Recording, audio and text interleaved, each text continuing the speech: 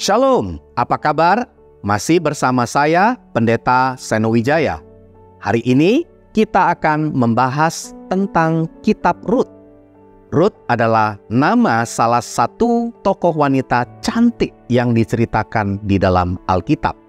Dan juga salah satu dari 5 perempuan yang memimpin dalam silsilah keturunan Mesias. Dalam Injil Matius, Pasal 1 dijelaskan bahwa silsilah keturunan Daud melalui Rut disempurnakan oleh Tuhan. Oleh sebab itu, untuk memahami kitab Rut, kita harus memahami 2 jenis rancangan hukum Tuhan. Yang pertama adalah hukum pernikahan warisan. Yang kedua, hukum Goel.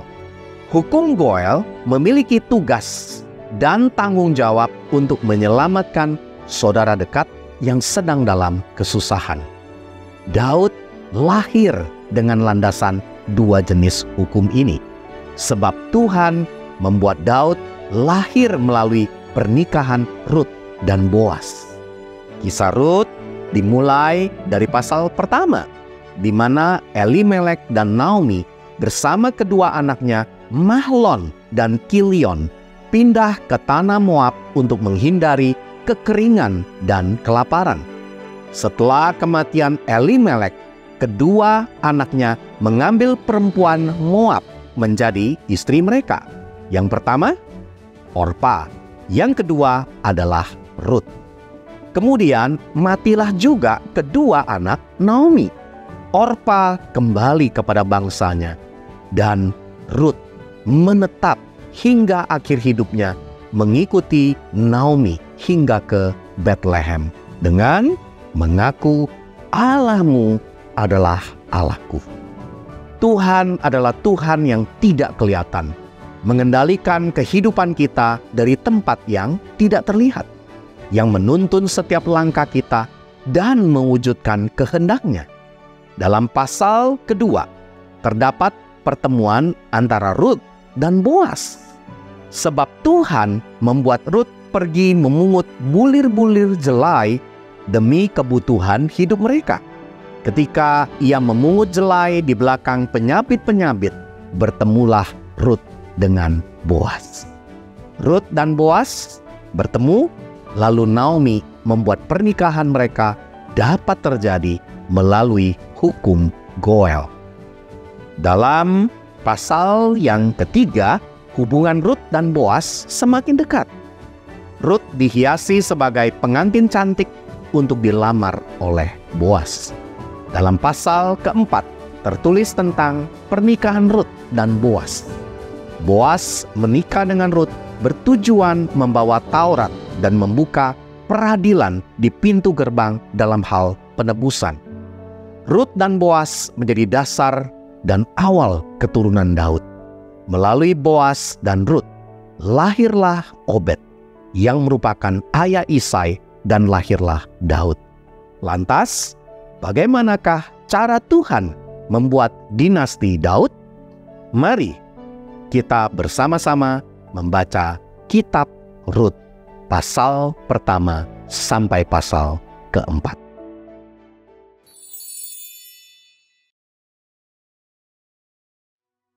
Pada zaman para hakim memerintah, ada kelaparan di tanah Israel. Lalu pergilah seorang dari Bethlehem Yehuda, beserta istrinya dan kedua anaknya laki-laki, ke daerah Moab untuk menetap di sana sebagai orang asing. Nama orang itu ialah Elimelek, nama istrinya Naomi, dan nama kedua anaknya Mahlon dan Kilion. Semuanya orang-orang Efrata dari Bethlehem Yehuda. Dan setelah sampai ke daerah Moab, diamlah mereka di sana. Kemudian matilah Elimelek, suami Naomi, sehingga perempuan itu tertinggal dengan kedua anaknya. Keduanya mengambil perempuan Moab. Yang pertama bernama Orpa, yang kedua bernama Rut. Dan mereka diam di situ kira-kira 10 tahun lamanya. Lalu matilah juga keduanya, yakni Mahlon dan Kilion, sehingga perempuan itu kehilangan kedua anaknya dan suaminya. Kemudian berkemaslah ia dengan kedua menantunya, dan ia pulang dari daerah Moab, sebab di daerah Moab ia mendengar bahwa Tuhan telah memperhatikan umatnya dan memberikan makanan kepada mereka. Maka berangkatlah ia dari tempat tinggalnya itu bersama-sama dengan kedua menantunya. Ketika mereka sedang di jalan untuk pulang ke tanah Yehuda, berkatalah Naomi kepada kedua menantunya itu, "Pergilah, pulanglah masing-masing ke rumah ibunya. Tuhan kiranya menunjukkan kasih-Nya kepadamu, seperti yang kamu tunjukkan kepada orang-orang yang telah mati itu dan kepadaku. Kiranya atas karunia Tuhan, kamu mendapat tempat perlindungan masing-masing di rumah suaminya." Lalu diciumnyalah mereka, tetapi mereka menangis dengan suara keras dan berkata kepadanya, "Tidak, kami ikut dengan engkau pulang kepada bangsamu." Tetapi Naomi berkata, "Pulanglah anak-anakku. Mengapakah kamu turut dengan aku? Bukankah tidak akan ada lagi anak laki-laki yang kulahirkan untuk dijadikan suamimu nanti? Pulanglah anak-anakku, pergilah, sebab sudah terlalu tua aku untuk bersuami. Seandainya pikirku ada harapan bagiku, dan sekalipun malam ini aku bersuami, bahkan sekalipun aku masih melahirkan anak laki-laki, masakan kamu menanti sampai mereka dewasa? Masakan karena itu kamu harus menahan diri dan tidak bersuami? Janganlah kiranya demikian, anak-anakku. Bukankah jauh lebih pahit yang aku alami daripada kamu? Sebab tangan Tuhan teracung terhadap aku." menangis pula mereka dengan suara keras. Lalu Orpa mencium mertuanya itu minta diri, tetapi Rut tetap berpaut padanya. Berkatalah Naomi, "Telah pulang iparmu kepada bangsanya dan kepada para allahnya. Pulanglah mengikuti iparmu itu." Tetapi kata Rut, "Janganlah desak aku meninggalkan engkau dan pulang dengan tidak mengikuti engkau. Sebab kemana engkau pergi, ke situ jugalah aku pergi. Dan di mana engkau bermalam, di situ jugalah aku bermalam. Bangsamu lah bangsaku, dan Allahmu lah Allahku.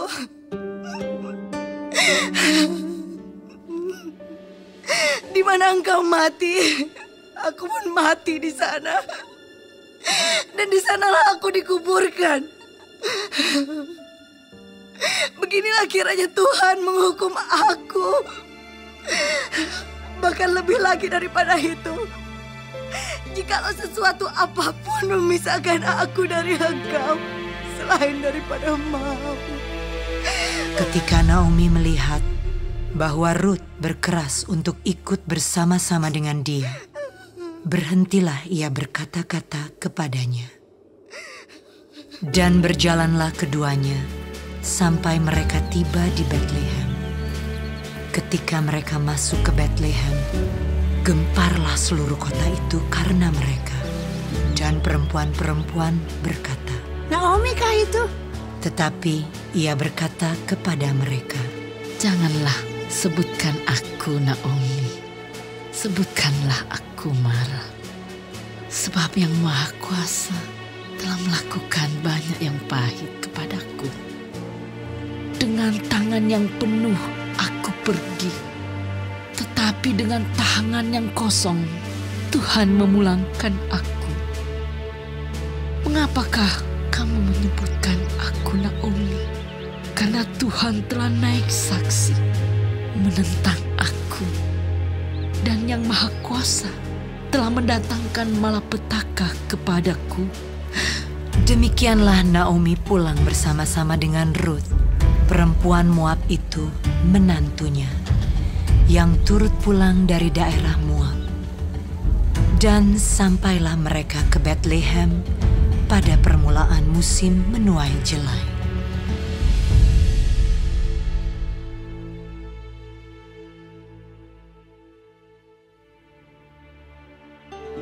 Naomi itu mempunyai seorang sanak dari pihak suaminya, seorang yang kaya raya dari kaum Elimelek, namanya Boas. Maka Rut, perempuan Moab itu, berkata kepada Naomi, Biarkanlah aku pergi ke ladang, memungut bulir-bulir jelai di belakang orang yang murah hati kepadaku. Dan sahut Naomi kepadanya, Pergilah anakku. pergilah ia, lalu sampai di ladang dan memungut jelai di belakang penyabit-penyabit. Kebetulan ia berada di tanah milik Boas, yang berasal dari kaum Elimelek. Lalu datanglah Boas dari Betlehem. Ia berkata kepada penyabit-penyabit itu, Tuhan kiranya menyertai kamu. Jawab mereka kepadanya. Tuhan kiranya memberkati Tuhan. Lalu kata Boas kepada bujangnya yang mengawasi penyabit-penyabit itu, Dari manakah perempuan ini? Bujang yang mengawasi penyabit-penyabit itu menjawab, Dia adalah seorang perempuan Moab. Dia pulang bersama-sama dengan Naomi dari daerah Moab. Tadi ia berkata, Izinkanlah kiranya aku memungut dan mengumpulkan jelai dari antara berkas-berkas jelai ini di belakang penyabit-penyabit. Begitulah ia datang dan terus sibuk dari pagi sampai sekarang. Dan seketika pun ia tidak berhenti. Sesudah itu berkatalah Boas kepada Rut, Dengarlah dahulu anakku, tidak usah engkau pergi memungut jelai ke ladang lain, dan tidak usah juga engkau pergi dari sini. Tetapi tetaplah dekat pengerja-pengerjaku perempuan. Lihat saja ke ladang yang sedang disabit orang itu. Ikutilah perempuan-perempuan itu dari belakang, sebab aku telah memesankan kepada pengerja-pengerja lelaki, jangan mengganggu engkau. Jika engkau haus, pergilah ke tempayan-tempayan dan minumlah air yang dicedok oleh pengerja-pengerja itu. Lalu sujudlah Rut menyembah dengan mukanya sampai ke tanah dan berkata kepadanya, Mengapakah aku mendapat belas kasihan daripadamu, sehingga Tuhan memperhatikan aku, padahal aku ini seorang asing? Boas menjawab, Telah dikabarkan orang kepadaku dengan lengkap segala sesuatu yang engkau lakukan kepada mertuamu sesudah suamimu mati. Dan bagaimana engkau meninggalkan ibu bapamu dan tanah kelahiranmu serta pergi kepada suatu bangsa yang dahulu tidak engkau kenal. Tuhan kiranya membalas perbuatanmu itu, dan kepadamu kiranya dikaruniakan upahmu sepenuhnya oleh Tuhan Allah Israel, yang di bawah sayapnya engkau datang berlindung. Kemudian berkatalah Rut, Memang aku mendapat belas kasihan daripadamu ya Tuanku, sebab Tuhan telah menghiburkan aku dan telah menenangkan hati hamba-Mu ini. Walaupun aku tidak sama seperti salah seorang hamba-hamba-Mu perempuan. Ketika sudah waktu makan, berkatalah Boas kepadanya, Datanglah kemari, makanlah roti ini dan celupkanlah suapmu ke dalam cuka ini. Lalu duduklah ia di sisi penyabit-penyabit itu, dan Boas mengunjukkan bertih gandum kepadanya. Makanlah Rut sampai kenyang, bahkan ada sisanya. Setelah ia bangun untuk memungut pula, maka Boas memerintahkan kepada pengerja-pengerjanya. Dari antara berkas-berkas itu pun ia boleh memungut, janganlah ia diganggu. Bahkan haruslah kamu dengan sengaja menarik sedikit-sedikit dari onggokan jelai itu untuk dia dan meninggalkannya, supaya dipungutnya. Janganlah berlaku kasar terhadap dia. Maka ia memungut di ladang sampai petang. Lalu ia mengirik yang dipungutnya itu, dan ada kira-kira seeva jelai banyaknya. Diangkatnyalah itu, lalu masuklah ia ke kota.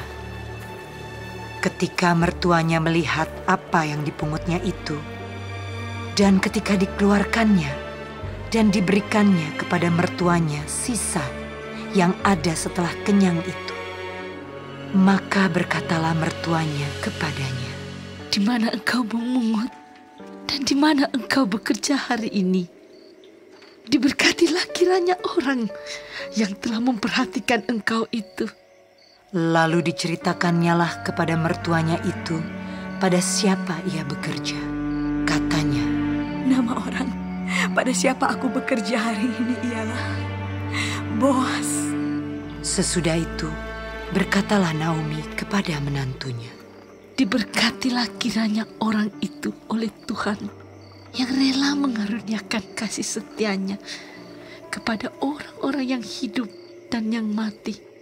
Lagi kata Naomi kepadanya, Orang itu kaum kerabat kita. Dialah salah seorang yang wajib menebus kita. Lalu kata Rut, perempuan Moab itu, Lagi pula ia berkata kepadaku, Tetaplah dekat pengerja-pengerjaku sampai mereka menyelesaikan seluruh penyabitan ladangku.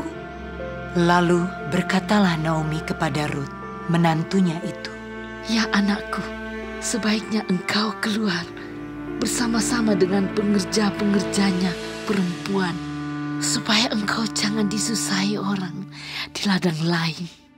Demikianlah Rut tetap dekat pada pengerja-pengerja perempuan Boas untuk memungut, sampai musim menuai jelai dan musim menuai gandum telah berakhir. Dan selama itu ia tinggal pada mertuanya.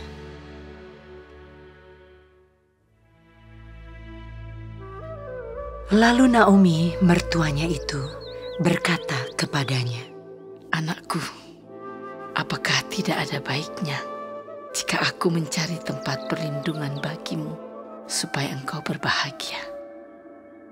Maka sekarang, bukankah Boas yang pengerja-pengerjanya perempuan telah kau temani itu adalah sanak kita? Dia pada malam ini menampi jelai di tempat pengirikan. Maka mandilah dan beruraplah. Pakailah pakaian bagusmu dan pergilah ke tempat pengirikan itu. Tetapi janganlah engkau ketahuan kepada orang itu sebelum ia selesai makan dan minum.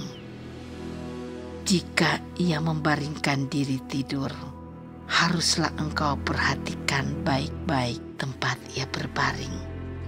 Kemudian datanglah dekat, singkapkanlah selimut dari kakinya dan berbaringlah di sana. Maka ia akan memberitahukan kepadamu apa yang harus kau lakukan. Lalu kata Rut kepadanya, Segala yang kau katakan itu akan kulakukan. Sesudah itu pergilah ia ke tempat pengirikan dan dilakukannya tepat seperti yang diperintahkan mertuanya kepadanya. Setelah Boas habis makan dan minum dan hatinya gembira, datanglah ia untuk membaringkan diri tidur pada ujung timbunan jelai itu. Kemudian datanglah perempuan itu dekat dengan diam-diam. Disingkapkannya lah selimut dari kaki Boas, dan berbaringlah ia di situ. Pada waktu tengah malam, dengan terkejut terjagalah orang itu. Lalu meraba-raba ke sekelilingnya, dan ternyata ada seorang perempuan berbaring di sebelah kakinya. Bertanyalah ia, "Siapakah engkau ini?"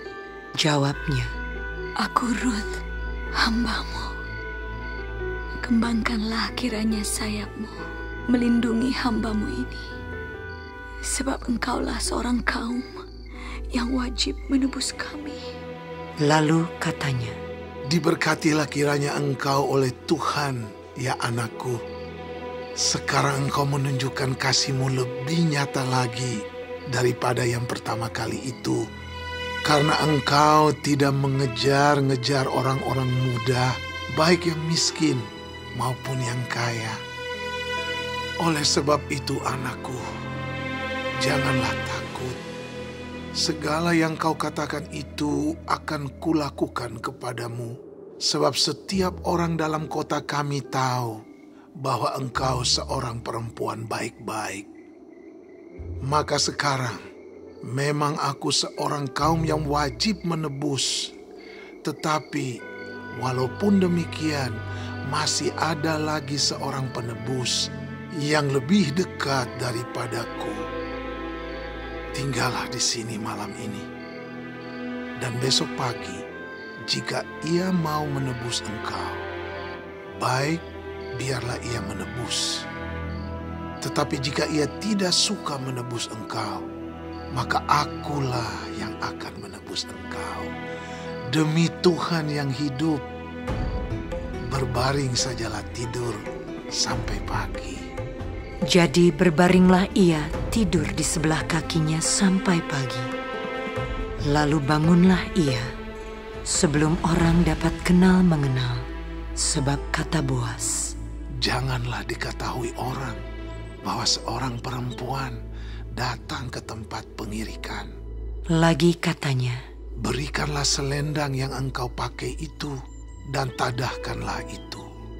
Lalu ditadahkannya selendang itu. Kemudian ditakarnyalah 6 takar jelai ke dalam selendang itu. Sesudah itu pergilah Boas ke kota. Setelah perempuan itu sampai kepada mertuanya, berkatalah mertuanya itu, Bagaimana anakku? Lalu diceritakannya semua yang dilakukan orang itu kepadanya, serta berkata, Yang 6 takar jelai ini diberikannya kepadaku. Sebab katanya, engkau tidak boleh pulang kepada mertuamu dengan tangan hampa. Lalu kata mertuanya itu, Duduk sajalah menanti anakku, sampai engkau mengetahui bagaimana kesudahan perkara itu. Sebab orang itu tidak akan berhenti sebelum diselesaikannya perkara itu pada hari ini juga.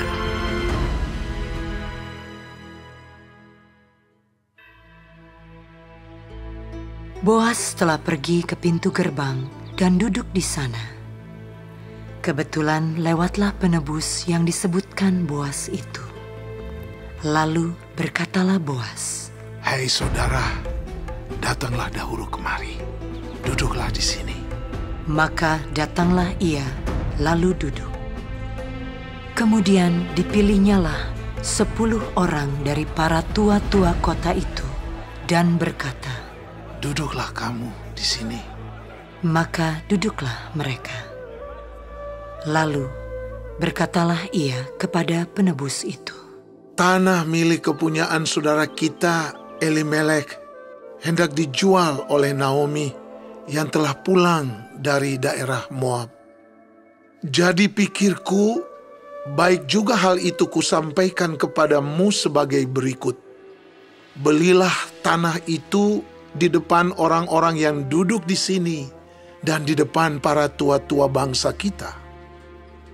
Jika engkau mau menebusnya, tebuslah. Tetapi jika engkau tidak mau menebusnya, beritahukanlah kepadaku, supaya aku tahu, sebab tidak ada orang yang dapat menebusnya kecuali engkau, dan sesudah engkau, aku.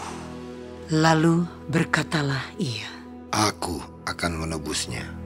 tetapi kata Boas, Pada waktu engkau membeli tanah itu dari tangan Naomi, engkau memperoleh Rut juga, perempuan Moab, istri orang yang telah mati itu, untuk menegakkan nama orang itu di atas milik pusakanya. Lalu berkatalah penebus itu, Jika demikian, aku ini tidak dapat menebusnya, sebab aku akan merusakkan milik pusakaku sendiri. Aku mengharap engkau menebus apa yang seharusnya aku tebus, sebab aku tidak dapat menebusnya. beginilah kebiasaan dahulu di Israel dalam hal menebus dan menukar. Setiap kali orang hendak menguatkan sesuatu perkara, maka yang seorang menanggalkan kasutnya sebelah dan memberikannya kepada yang lain. Demikianlah caranya orang mensahkan perkara di Israel. Lalu penebus itu berkata kepada Boas, Engkau saja yang membelinya. dan ditanggalkannya lah kasutnya. Kemudian berkatalah Boas kepada para tua-tua dan kepada semua orang di situ, Kamulah pada hari ini menjadi saksi bahwa segala milik Elimelech dan segala milik Kilion dan Mahlon aku beli dari tangan Naomi. Juga Rut, perempuan Moab itu, istri Mahlon, aku peroleh menjadi istriku untuk menegakkan nama orang yang telah mati itu di atas milik pusakanya. Demikianlah nama orang itu tidak akan lenyap dari antara saudara-saudaranya dan dari antara warga kota. Kamulah pada hari ini menjadi saksi. dan seluruh orang banyak yang hadir di pintu gerbang dan para tua-tua berkata, Kamilah menjadi saksi. Tuhan kiranya membuat perempuan yang akan masuk ke rumahmu itu sama seperti Rahel dan Lea, yang keduanya telah membangunkan umat Israel. Biarlah engkau menjadi makmur di Efrata, dan biarlah namamu termasyhur di Betlehem. Keturunanmu kiranya menjadi seperti keturunan Peres, yang dilahirkan Tamar bagi Yehuda, oleh karena anak-anak yang akan diberikan Tuhan kepadamu dari perempuan muda ini. Lalu Boas mengambil Rut, dan perempuan itu menjadi istrinya, dan dihampirinya lah dia. Maka atas karunia Tuhan, perempuan itu mengandung, lalu melahirkan seorang anak laki-laki. Sebab itu, perempuan-perempuan berkata kepada Naomi, Terpujilah Tuhan yang telah rela menolong engkau pada hari ini dengan seorang penebus. Termasyhurlah kiranya nama anak itu di Israel.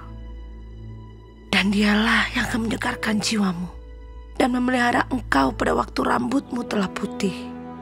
Sebab menantumu yang mengasihi engkau telah melahirkannya, perempuan yang lebih berharga bagimu dari 7 anak laki-laki.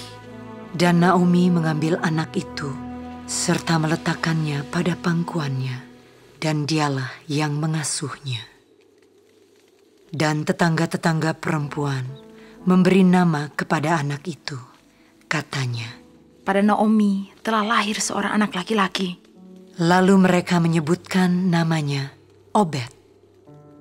Dialah ayah Isai, ayah Daud. Inilah keturunan Peres.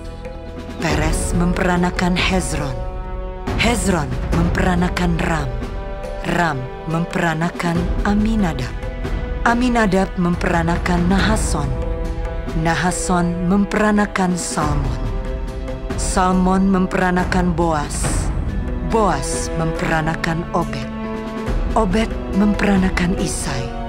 Dan Isai memperanakan